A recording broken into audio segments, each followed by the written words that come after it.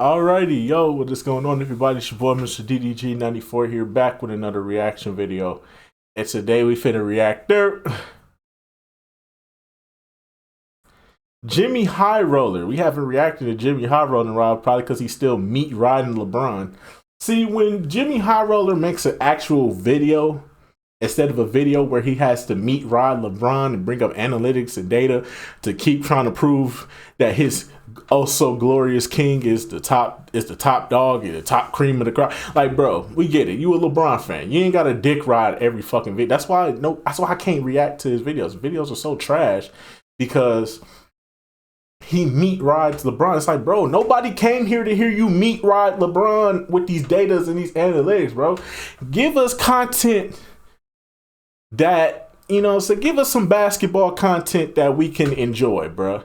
I like the basketball content that you make. I don't like the meat riding that you be doing for one specific player, bro. Fuck out of here. But anyways, though, without further ado, let's get right into this. He hit a buzzer beater and saved thousands of lives. Hopefully he's not talking about LeBron here, because I'm gonna delete this video if that's the case. But anyway, so without further ado, let's get right into it. A game-saving play. There's nothing else like it in basketball.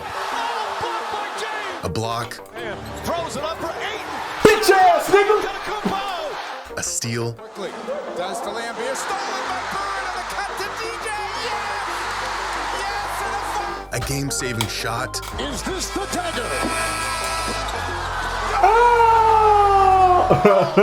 But have you ever seen a life-saving play? No. This is McCall Riley, senior forward for the University of Alabama in the late 2000s, and he's playing in the SEC tournament. It's the biggest game of his life up to this point. Game on the line, down 3, with 2 seconds left on the clock. And he's about to hit a shot that not only nearly saved this game for his team, but quite possibly saved the lives of thousands of people. Riley for 3.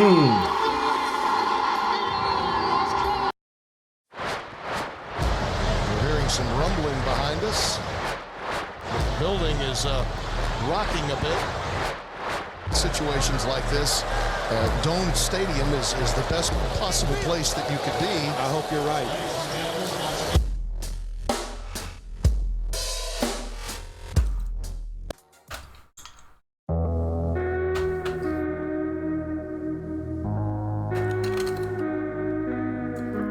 It's March 14th, 2008. It's day 2 of the SEC basketball tournament, and Mississippi State is up on Alabama by 3 points, 59-56. There's 2 seconds left on the clock. Alabama's got to make something happen. With their season 3 points away from being over, Alabama draws up a play for this guy right here, our friend McCall Riley. Now, McCall was a great player, second leading scorer on this Alabama squad, but on this particular night, he was hot and cold the entire game. He got off to a slow start, but piled up 13 points in the final 12 minutes of the first half, followed up by a handful of misses and 0 points in the entire second half, at least up to this point. This was McCall's last chance at this. He was a senior. His team was on the brink of elimination. His number was being called, and he answered.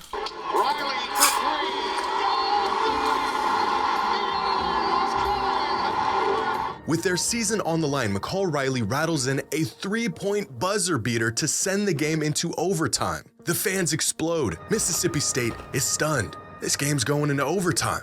But right as overtime tipped off, fans at home noticed that their TVs were becoming distorted. The broadcast signal of the game degrading and getting worse.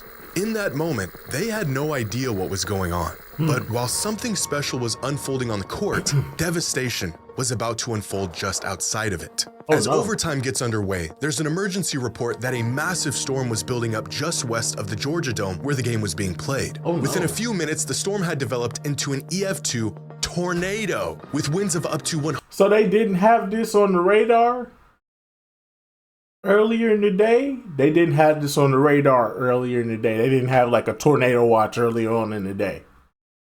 Like there wasn't no tornado warning or nothing. It was just, it's just, nah, it's a normal day outside. Cloudy day today.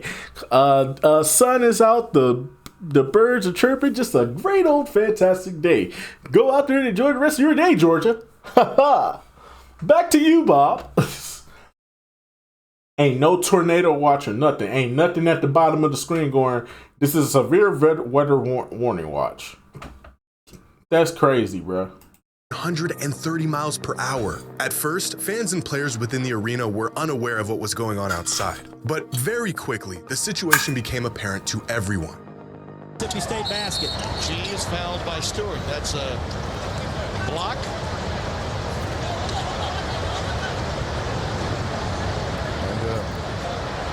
And we're hearing some rumbling behind us. There's some concern.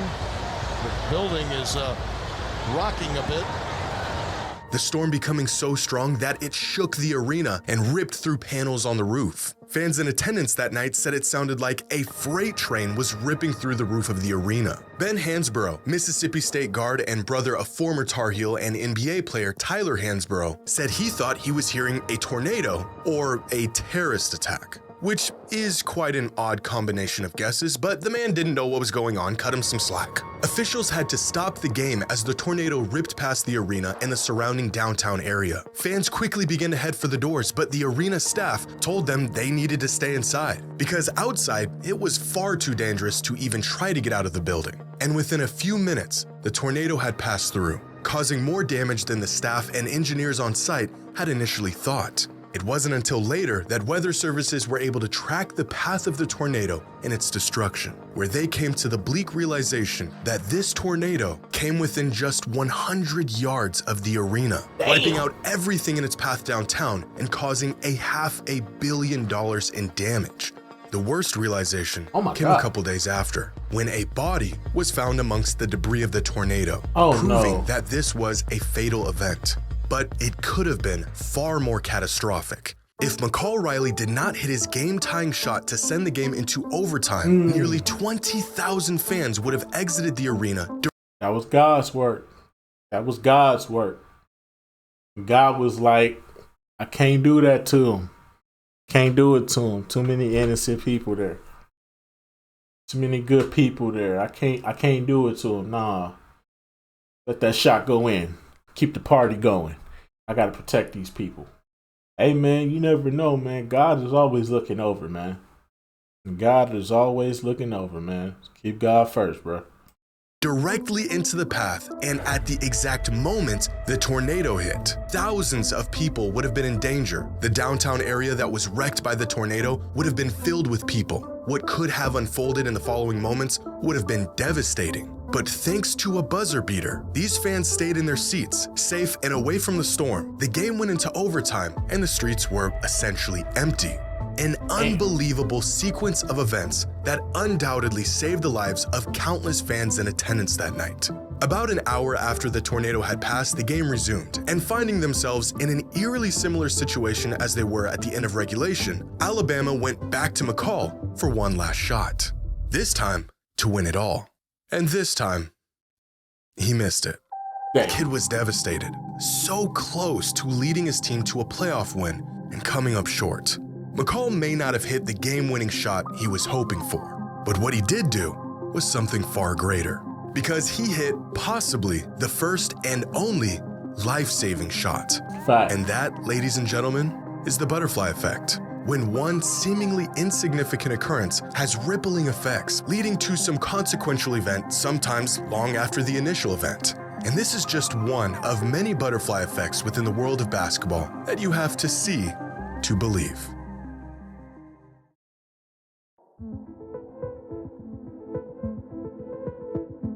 Nearly 5,000 miles away from the US, Serbia has grown to become a hotspot for basketball talent. Despite their love for soccer and relatively small population, their influence over the basketball world has been a remarkable feat over the last few decades. And among the countless young Serbian hopefuls looking to make a name for themselves in hoops, it would eventually be Darko Milicic, a player who didn't leave much of an impact on the court, who would inadvertently alter the story of basketball forever. Not by himself, but through a young kid who had no plans of even playing the sport. Back in 2006, Darko Milicic was beginning his 4th season in the NBA, and by this point, he had already been labeled as a huge draft bust. He had fallen out of the rotation in Detroit. The hype of him being a generational prospect had long wore off. And, well, it didn't help that the multiple future Hall of Famers chosen after him in the draft were blossoming well ahead of schedule. On the court, he wasn't really able to offer the Pistons much at the time. But off the court, Darko had the opportunity to offer a fellow Serbian everything. That same year, Jay Smith, assistant coach of the University of Detroit Mercy, was looking for players to fill his roster. One of the players he had his sights on was a 6'6" forward out of Serbia named Nemanja. Smith offered the kid a scholarship, but moving across the world to play basketball in the US was a massive leap for the young prospect. He could take the scholarship and make the move, or he could stay in Europe and take a shot at a career in professional basketball. Uncertain about what decision he should make, Nemanja got in touch with a friend and fellow Serbian-born player who had already made a similar transition from his home country to play basketball in the States, Darko Milicic. Now, Milicic not only assured Nemanja that he should take the opportunity, he also took him into his home and gave him time to acclimate to American life without being on his own. And over the course of that season, their friendship grew. Nemanja would go to Pistons games, throw parties at Darko's house, and even had access to the resources Darko had gained in his time in the NBA. Darko had created an entry point to American basketball for Nemanja that otherwise wouldn't have existed. Unbeknownst to him, nearly a decade later, his generosity would aid another young Serbian prospect with his journey to the US. After finishing his college career, Nemanja played 1 season in the Premier Basketball League in the US before moving back home to play professionally in Serbia, where he played his last season in 2012. A relatively unremarkable career to most fans, but one that sparked inspiration in his younger brother, Nikola. Growing up, Nikola Jokic was always interested in basketball, but it was never really his calling. As we all know now, horses and horse racing are where his true passion lies. By the time Nikola had become a teenager, he was competing at the amateur level in horse racing, pursuing the sport as more than just a hobby. In interviews, Nikola has stated that growing up, racing was always a priority over basketball. Until he witnessed his brother's journey, his transition to the US, the connections he made, and the level he had reached in the sport, that for the first time, making a career out of basketball materialized into a possibility for a young Nikola Jokic. And so at 14 years old, Nikola made the decision to forego any aspirations of becoming a horse racer and put all of his efforts into basketball. Now 15 years, 3 MVPs, and an NBA championship later, turns out that was probably the right decision.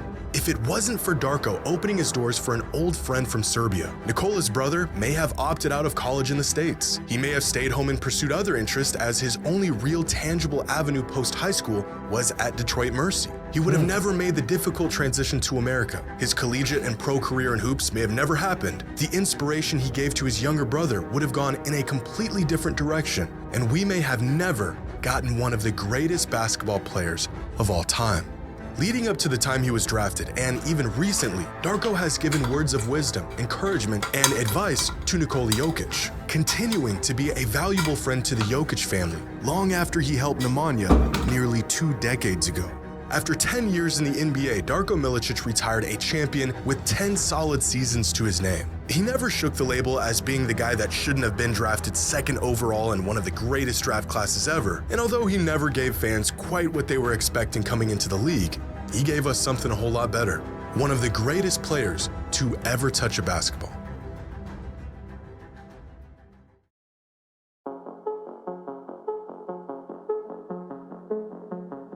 Oh, I think I know where this is going. This the Robert Horry story, right? Yeah. Danny Ainge threw a ball at one of Robert Horry's teammates. The next year, Danny Ainge retired and became the coach of the Phoenix Suns. And then Robert Horry ended up getting traded there. And Robert Horry threw a towel in his face and became a Laker. I think I know where this one is going. Wow. Lucky here. Now watch what happens and watch him go at Ainge right there. He goes right back at him. You see Scotty Brooks is happy. And right here, look at him go up. This is Mario Elie, former guard for the Houston Rockets, and he's on path to winning his first NBA championship. This is Danny Ainge, and he's not happy about it. But this second-round matchup between the Rockets and the Suns in the 1994 playoffs was heated right from the jump. Coming off a finals appearance in the previous season, the Suns were being pushed to the brink by a tough, up-and-coming Rockets team. The Suns took the first 2 games of the series, but in Game 3, Houston completely blitzed them in a 16-point blowout. But in the midst of these games, a smaller battle was taking place between Mario Elie and Danny Ainge. Tensions were building as the play got more and more physical, neither of them willing to budge, leading to this moment towards the end of Game 3, an exclamation point on a blowout win. This was Mario's 3rd bucket of the entire game, and yet that didn't stop him from letting Ainge hear every single detail about it. But with the Rockets up double digits and time winding down, this game was far too out of reach for Ainge and the Suns to change the outcome. Yeah. So instead, a few plays later, Ainge does something that would change the course of NBA history. This game is going to wind down to a whimper for Phoenix. Olajuwon putting the cherry on the sundae. 118 to 102. Ainge just tried to rifle the Like, why ball you do in, that? and Ellie is mad. I wonder if he did. Well, that was a bit of an overreaction. In a moment of frustration, Danny Ainge decides, if I can't beat him, I'll just hurt him. The man zips a fastball right at Mario, hitting him directly in the face. He then proceeds to play it off like it was an accident. Ainge took the low road and beamed the guy when his guard was down. And this one decision changed the direction of this entire series. If the win in Game 3 didn't give the Rockets enough motivation, seeing their teammate get sniped by a notoriously dirty player was enough to get them going. Little did Ainge know, this decision would have much greater ramifications. Because watching all of this take place was this guy, Robert Horry, aka Big Shot Bob, aka the man with more rings than Michael Jordan. And Horry was appalled by Ainge's actions. So much so that from this day forward, Horry despised Ainge and his dirty tactics. Years later, Horry even went as far as saying he hates Danny Ainge, and he wasn't afraid to let everyone know it. Fortunately for him, the next season, Danny Ainge retired from the NBA, where he could no longer bother Horry or anyone else. Until the Phoenix Suns hired him to be the assistant coach the very next season in 1996. But the changes within the Suns organization that year did not end with the coaching staff. They were also looking to part ways with their superstar, Charles Barkley. So on August 19th, 1996, just 3 months after Ainge's hire, Phoenix traded away Barkley to the Houston Rockets for Sam Cassell, Chucky Brown, Mark Bryant, and Robert Horry. 2 years after that fateful inbounds pass, the guy who Horry hated so much was now his coach. And as you might expect, this did not last very long. Despite their now professional relationship, Horry was not going to hide his feelings about Ainge. Practices were heated, games were even worse. And just 30 games into his time with the Suns, Horry's disdain for Ainge was put on full display for the world to see. On Yep, Sunday night, he the did damn this towel. to his coach, Danny Ainge. Throw the towel! In a Throw the moment damn infamously towel! known as the towel throw, Robert Horry tosses Shut a your sweaty ass up. towel in Ainge, his coach's face, completely dismissing him in the process. Look at the disgust on Horry's face. He really did hate that man. And in that moment, there was absolutely nothing Ainge could do about it. What punishment could possibly be enough for such an action? After serving a 2-game suspension for the towel episode, Robert Horry was supposed to be back in the Phoenix uniform tonight. Instead, he's LA bound.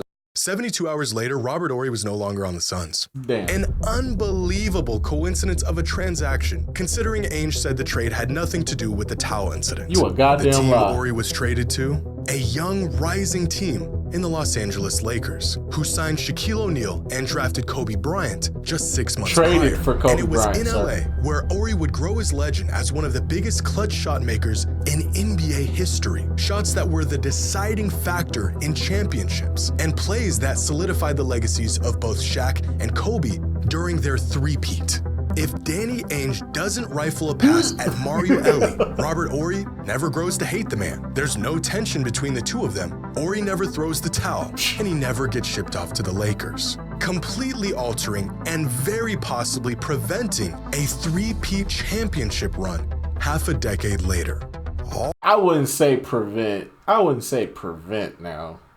It'd probably like hurt his rings. He wouldn't have as many rings as he does. But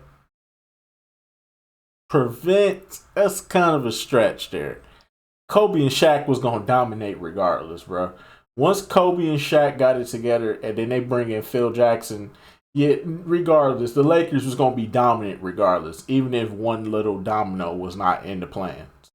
I think this team would have still three-peated regardless. All of this because Mario Elie got a tough bucket and Ainge had to crash out in the final moments of a playoff game that was already decided. Years later, Robert was asked if he regretted throwing the towel or if he would change anything about that incident. A changed man, Robert said, yeah, of course. If he could do it all over again, he would have thrown a brick. And that is the butterfly effect. When one person's actions spur a series of events that leads to something much, much bigger. Yeah, that's crazy, man. One little moment can change everything. One little moment, one little trade, one little thing can change anything in the NBA.